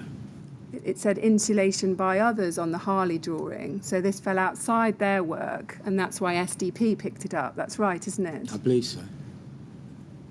So in those circumstances, it wasn't for Harley, and it wasn't shown in Harley's drawings. Wasn't it for someone within Rydon to be checking, when instructing SDP to do that work, what the NBS specification said about insulation in gaps? Yeah, I mean, I believe that, SDP would have been approached and someone at Rydon would say, well, we need you to do this, basically giving them an instruction and showing them what exactly was wanted. But you're there at that first meeting with SDP, and you're involved, aren't you, in helping with the show flat and getting the first configuration of this window right. Yeah. So why didn't you go back to the specification, check it, and then say to SDP, by the way, we need compressible Rockwool insulation in this area? To be honest with you, at the time, we had Rydon's surveyor was there, I believe, along with SDP, and they were primarily talking about what the process was and what was expected. And to be honest with you, I remember thinking at the time more of how we were going to do it, seeing as how we had, tenants in situ, and we were doing potentially very disruptive works. So my mind was focused on how we were going to do it, how we were going to keep the people, the tenants, safe in their flats whilst we do the work. Okay. Are you aware whether you or anyone else at Rydon gave a copy of that part of the NBS specification to SDP to tell them what materials were supposed to be going around the windows? Again, as I say, I would expect when the order goes to SDP that everything would be in there for them and it would be explained exactly what's expected. Would you agree that if the MBS specification had been referred to, then it would have been clear that the selection of Celotex in May 2015 by SD Plastering was at odds with the specification? Quite possibly. I mean, as far as I was aware, it was fireproof. I honestly thought that all insulation on a building that size would be fireproof. Did you know that the Celotex product used around the windows is a Fire Class F product? Would that have meant anything to you? No. And not a material of limited combustibility? No. And that the Kingspan Thermopitch TP10 was a Class E product. Were you aware of the Kingspan Thermopitch TP10 product being used around the windows? No.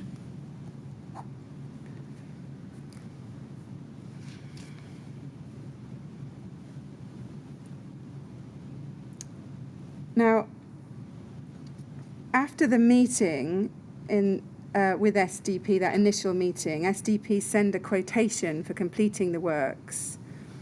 And that quotation was later updated at the end of May, on the 29th of May 2015. If we can go to that quotation, it's at SDP 50192.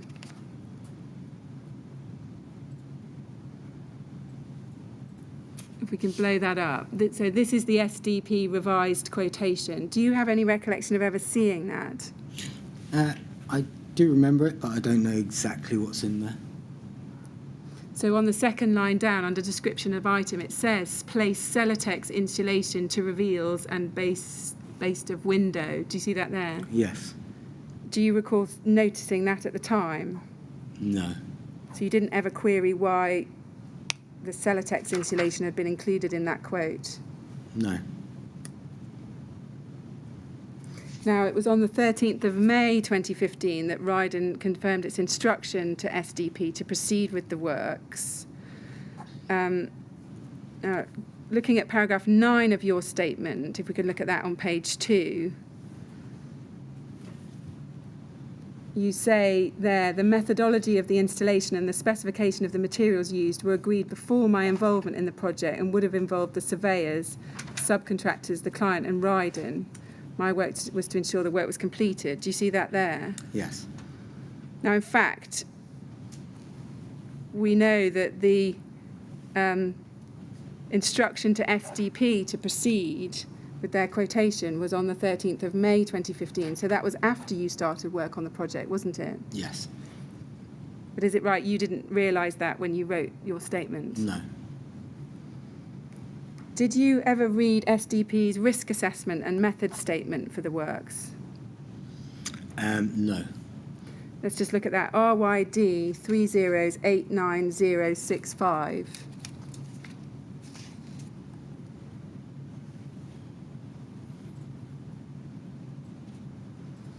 So we see there it's got the scope of works, and it says install and make good flow plast, soffit and fascia board around window reveals. Borders to be cut and stuck using adhesive and all gaps made good with mastic. And then if we can look at page 3, we also get their substances and materials. It tells us what they're using. Do you recall seeing this method statement at the time? No. No, I don't. Do you recall ever checking that what SDP was saying in a risk assessment or method statement was consistent with the materials that were supposed to be being used on this project? I don't remember this document at all. Now, on the 20th of May, you instructed SDP to complete the works in the show flat. If we go to SDP 50190,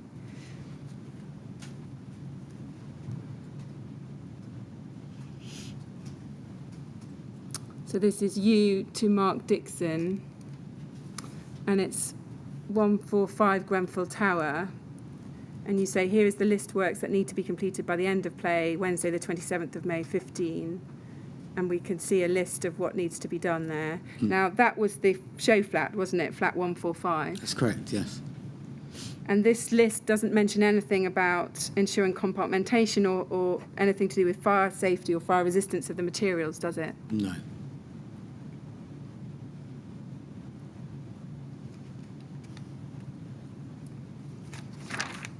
Did you think that somebody else within Rydon was checking whether the materials that SDP were proposing to use around the windows was consistent with the requirements of the building regulations?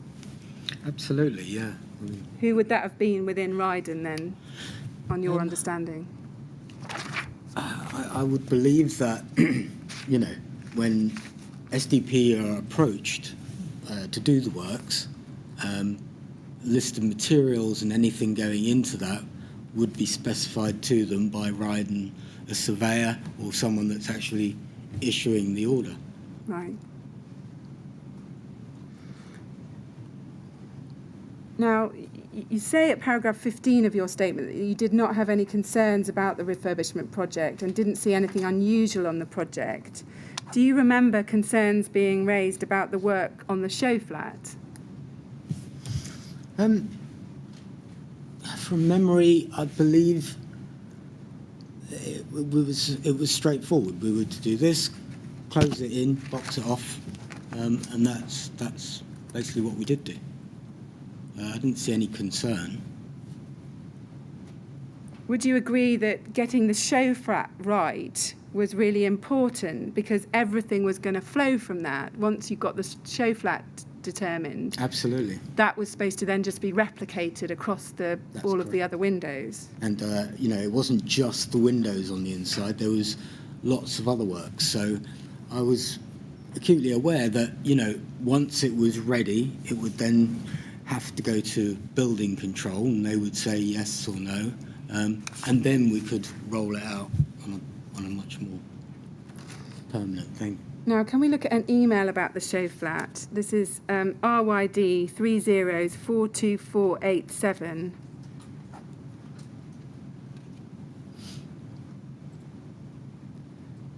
So this is an email from Simon O'Connor to you and... Sorry, Simon Lawrence to you and Simon O'Connor. Yes. And it's about the show flat. And he says in the first paragraph, I've sent an email tonight to Mark explaining my thoughts and asking him to call me when he's on site tomorrow. Now, we'll see in a moment that there's a separate email to Mark Dixon about this. And then he goes on and says this, I've also made Steve Blake aware so he isn't shocked when he visits tomorrow. Overall, I am extremely upset that we have got to today and in my opinion are nowhere near having the flat in a show condition. It shouldn't take me to visit and notice the issues straight away. Apart from being unfinished in areas, the bouncy window board is a disaster. I still can't understand how it hasn't been noticed before. And then he says, I'm expecting to be called to account from Steve, and quite frankly, I haven't got any good excuses. The only saving grace is that the client's director isn't planning on visiting tomorrow as first thought. Whatever happens, that flat has got to be top-notch, ready for inspection by the client next week. I expect nothing short of a quality job. So we can see that. Now, do you recall receiving this email? I do. Why was Mr. Lawrence saying that Mr. Blake would be shocked when he saw what was in that show flat? I think that's a little unfair. Because at that point, I remember going to the flat with I believe Simon O'Connor, and we looked at it, and there were so few things to actually bring it up to handoverable stage. I think that email was a little unfair. Are you saying it was an overreaction on Mr. Lawrence's part? Yeah, I believe so. So you didn't accept that the issues with the show flat were as serious as he was saying? I don't believe that it was as serious as he was saying. The flat had issues, as any handover that you do is going to have a handful of issues that need to be corrected. It was definitely true, but not to that level, I don't believe. What did he mean by the bouncy window board is a disaster? I believe there was some movement in one of the boards. But again, we had it corrected straight away. So was that about bounciness in the UPVC because there was insufficient packing underneath it? I can't remember the specifics, but it could have had something similar to do with that. Did that bouncy window put you on notice that there were unacceptable cavities around the windows and that the technique for compression had not been successful in terms of packing that window out? No? No.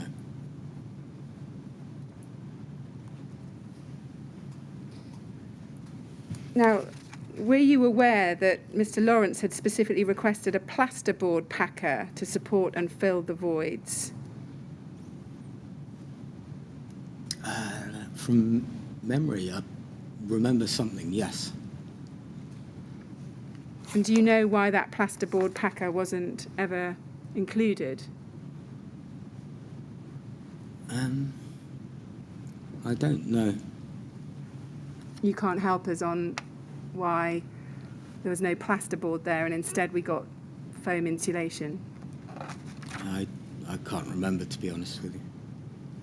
Now, there's an email to Mr. Dixon, as he prefaces there in his first paragraph. Let's go to that. RYD 30 42486. And I want to go to the bottom email of the chain on page 1. So this is Mr. Lawrence to Mr. Dixon. Now, I appreciate you wouldn't have seen this at the time. But he says, and if we look at I'd like to look at the last paragraph on that bottom of that page. I then took a look at the window trimming, which unfortunately wasn't the finished item that I was expecting.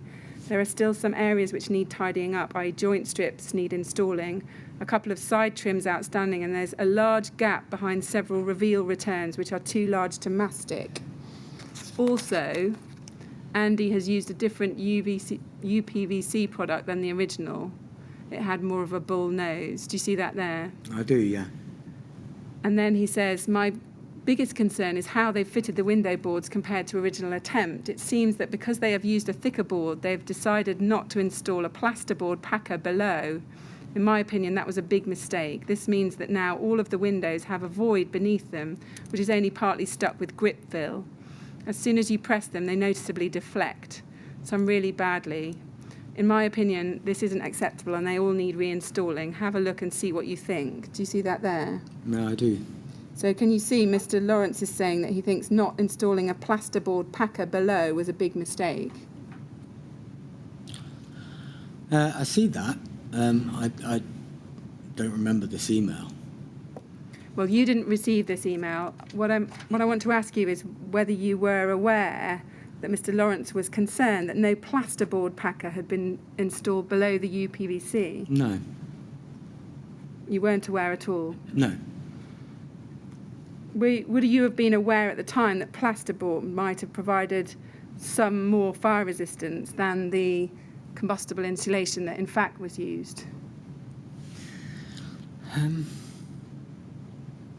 I don't remember. I mean, I don't remember seeing plasterboard in anywhere to be used, even as a packer. I see. Now, in the same email chain at the top of page 1, Mr. Lawrence also sends an email to Mr. Blake.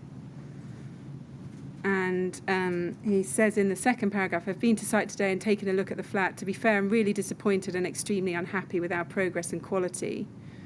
Whilst Mark's lads haven't helped the matter, our management hasn't done anything about it. I don't understand why it takes me to notice these items. I can only assume that those responsible our end haven't visited the flat during the installation process. Do you see that there? Yes. Now, you were the site manager overseeing this work, weren't you? Yes. Would it have been you that he's referring to there? Our management hasn't done anything about it. It could be, or it could be management in general. But did you fail to visit the flat during the installation process? not at all. I was there all the time. Well, not all of the time, but I'll make sure I'd be in and out just to see how the progress is going. And at the time, who did you think should take responsibility for rectifying what Mr. Lawrence had referred to as a disaster? Ultimately, me, I would have thought. But we did immediately. Yes, so what happened as a result of Mr. Lawrence's complaints? Can you recall? Yeah, I mean, we took another look at it. I can't remember the exact specifics, but I do remember it was dealt with quite rapidly. So. Do you know whether SDP were given better or different instructions following this?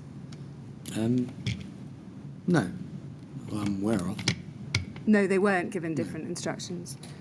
Can we look at a snag list that you sent to Mr. Dixon shortly after this? This is HAR 3017649. This is a snag list you sent on the 28th of May 2015. So this is flat 145, so that's the show flat, yes? Yes. So is this the list you sent after Mr. Lawrence's complaint? I don't recognise it, but... Can we look on within this at page 2, at point 01? It says lounge, flexing window board to be removed and replaced. Do you see that there? I do, yeah. Can you explain why you haven't given Mr. Dixon more direction on filling the void underneath the flexing window board? No, I can't. I mean... Was that because you thought no further direction was needed to remedy the problem? No, I didn't believe so. Can you explain why you don't refer to this incident to do with the show flat in your witness statement? I didn't feel the need and probably just didn't remember, to be honest.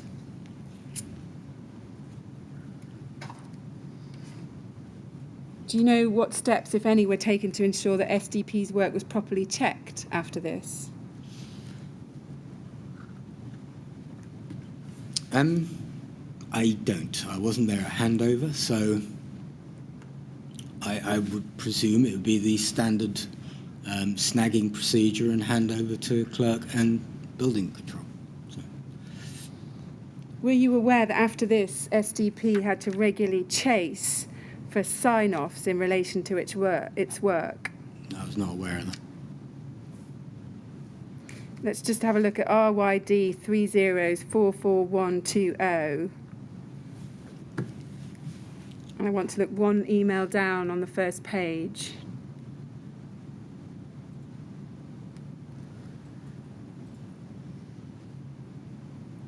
So, afternoon, this is Simon O'Connor to you, 18th of June 15. Afternoon, Danny. Following a conversation with Andy Cole, SDP, this afternoon, he is concerned that we're ploughing ahead with internal window trimming and currently none have been signed off by Clerk of Works. Is this correct? Please can you update me urgently? Do you see that? I do. And he notes in that last line, please can you update me as we should be getting these signed off on a weekly basis. Do you see that there? Yes. Now, did you carry out inspections after this on the internal window surrounds? Not that I remember, no. So I now want to look at just some emails surrounding your departure from the project when you left. Mr. Chairman, I've got 4 pages left of fairly short notes. So Right. if I can just finish these questions and then we'll just have to break for the CP questions. Yes, very well. So if we can go to RYD 3089265.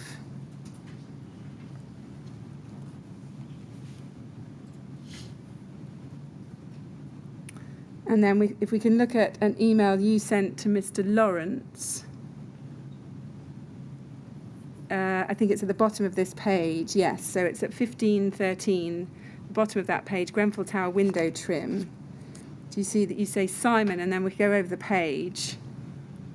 Not entirely sure what you mean by get your hand dirty, but if you're implying I bring in some work clothes and tools to complete the job myself, you'll need to think again.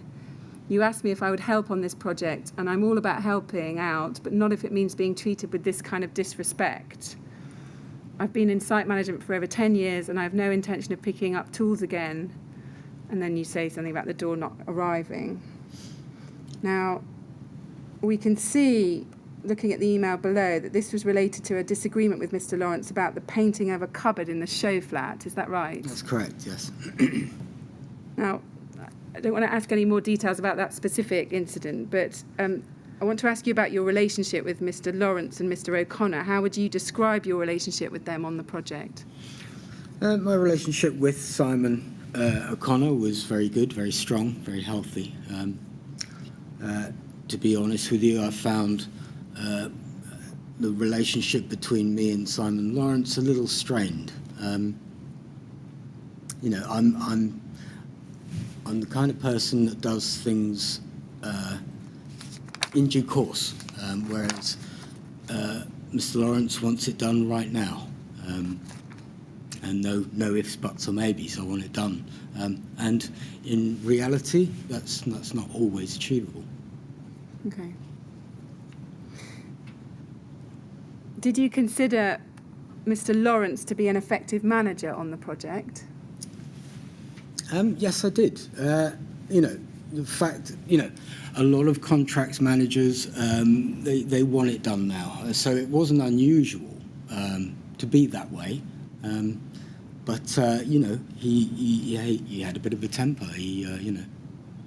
What about Mr. O'Connor? Did you regard him as having been an effective manager on the project? Yeah, Simon O'Connor. In fact, all the managers, they were very proactive. As I say, when I arrived on site, place was perfectly run from what I could see. You can tell straight away when there's good management in place on a building site. And I could tell straight away that, you know, Simon O'Connor, Jason North, they were all out to do the best possible job. Yeah. Can we look at an email Mr. Lawrence sent to Mr. Blake in July 2015? This is RYD 3047116.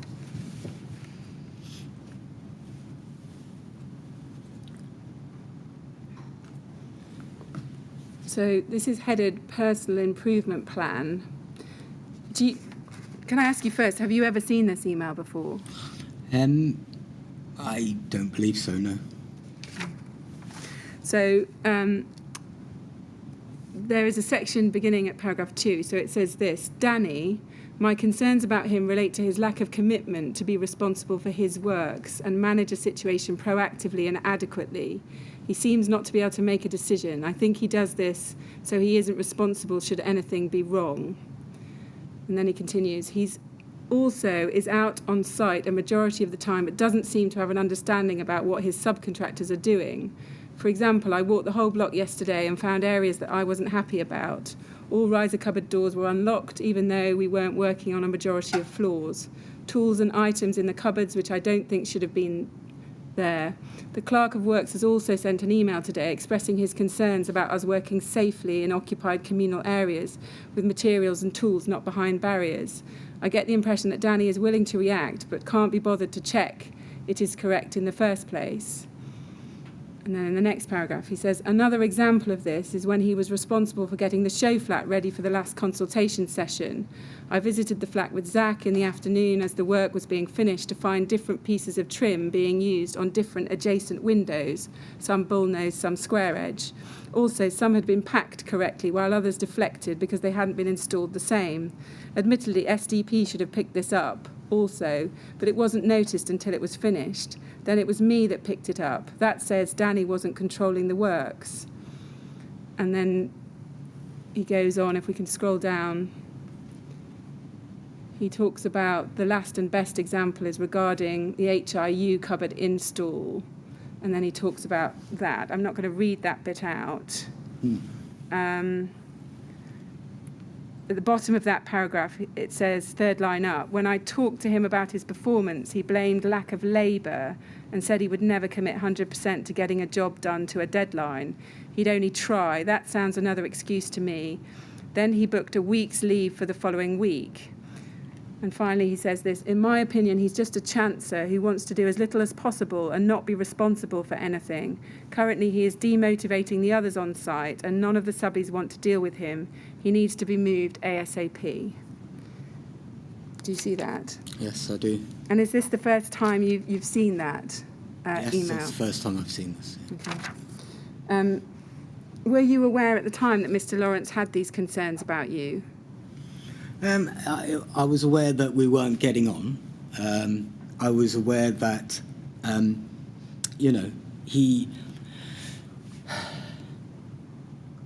he's a very vocal person. So if he's not happy about something, you're the first to know about it. Yeah. So I think it's very unfair because, there's a lot going on at the time. And I was getting on fine with the contractors, with everybody. It was just, in my view, Simon Lawrence. Yeah. I mean, we wanted to give you the chance to comment on this Yeah, and what he that's says the first time about I've seen that. So. Yeah. How would you yourself describe the commitment that you showed to the works? The same commitment I have throughout my working history, and that is to apply yourself 100%, and ticking the boxes as you go to make sure that it's done in a timely manner and that it's done properly. Yeah. He says that you were reluctant to make decisions because you didn't want to be held responsible for them. Is that a criticism you would accept?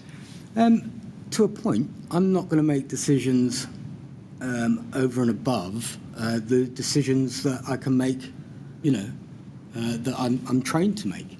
I'm trained as a site manager to manage subcontractors. Yeah. And I believe I do it reasonably well. In fact, better than reasonably well. But then you'll have to ask the contractors.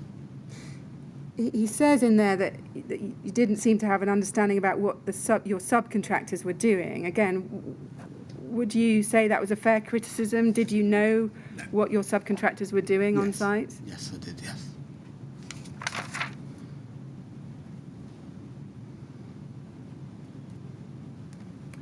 He talks about demotivation towards the end.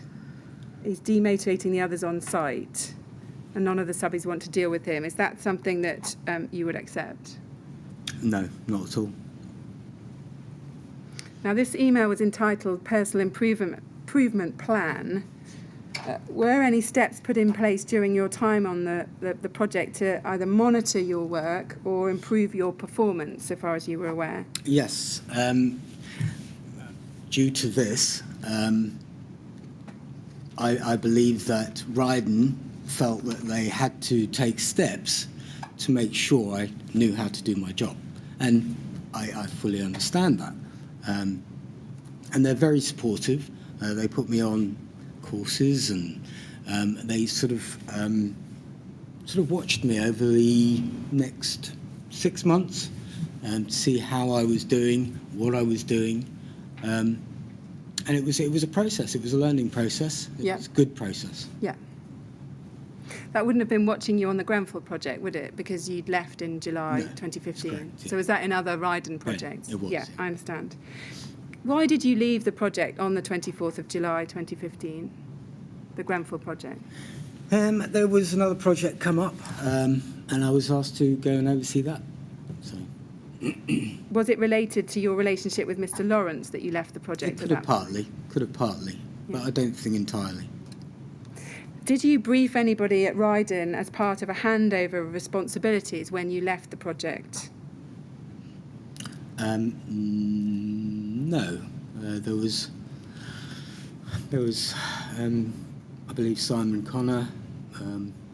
So, yeah, I mean.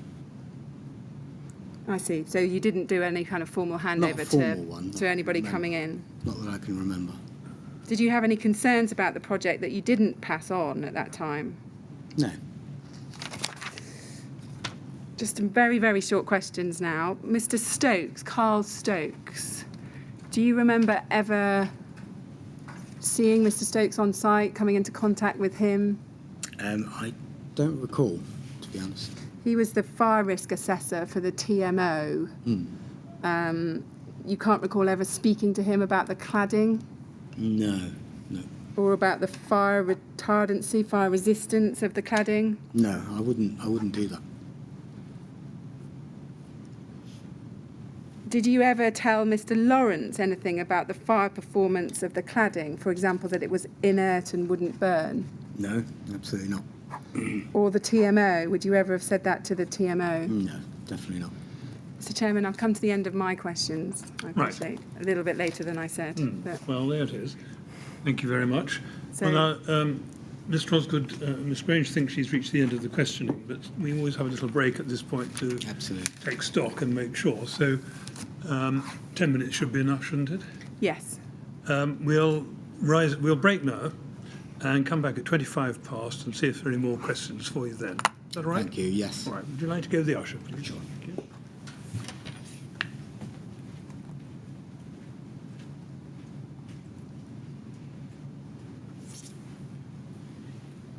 Right, 25 past. Thank you. please.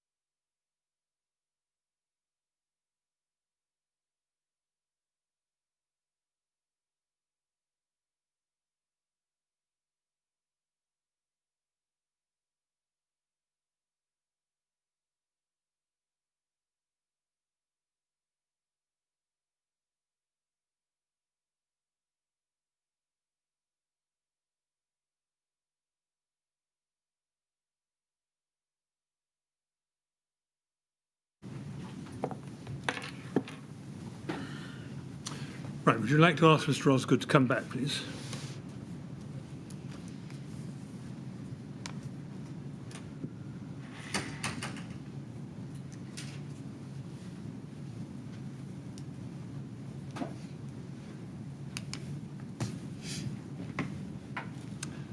Right, we'll see if there are more questions for you, Mr. Osgood. Well, Ms. Grange, how do we stand? Well, the bad news is there are, but the good news is there aren't very many. Okay. So we'll be quick. Right, thank you. Photographs, Mr. Osgood. I asked you about photographs you took on site, and you said you thought you did take some. Yeah, I do have a recollection of it. I can't Yeah. remember exactly. Can you remember what became of those photographs? No. No. And what use did you put those to when you were taking them? Was that just for your own? I think it was for my own reference. Yeah. You know. Yeah.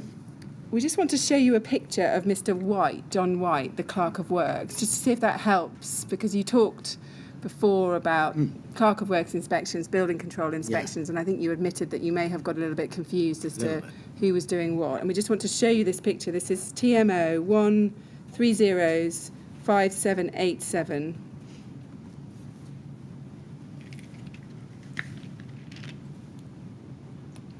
And if we go to page 4 within that document, we should find a picture there, if we could blow it up, of Mr. White, the Clerk of Works.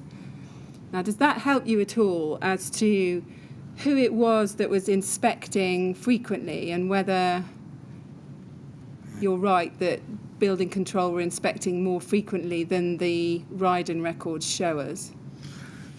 It doesn't help, to be honest. It doesn't help. I know Okay. It sounds ridiculous, but Well, we thought we'd try. yeah, sorry. Great. Mr. Chairman, those are all my questions. Thank you Right, very much. well, there were a few, weren't they? Yeah. Thank you very much. Right. Well, Mr. Osgood, as you've heard, those are the only questions that were outstanding. So it only remains for me now to thank you very much for coming to give your evidence. It's very helpful to have heard from you, No problem. and we're grateful to you for that reason. You're now free to go. Thank you very much. Thank you. Thank you.